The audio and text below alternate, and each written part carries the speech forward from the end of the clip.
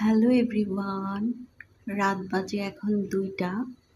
আর আমার বরাবরই রাতের বেলা হুটহাট কিছু খেতে ইচ্ছে করে, আর যেই ভাবা সেই কাজ। এই রাত ২টার সময় আমার সেমাই খাওয়ার ইচ্ছে হয়েছে, তাই আমি সেমাই রান্না করছি।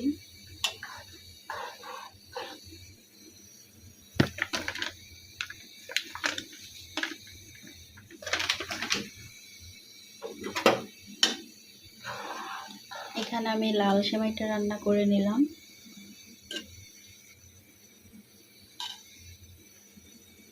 আর এখানে লাচ্ছা সেমাই রান্না করেছি। এই তো মধ্যরাতের ক্রেভিং বলে কথা।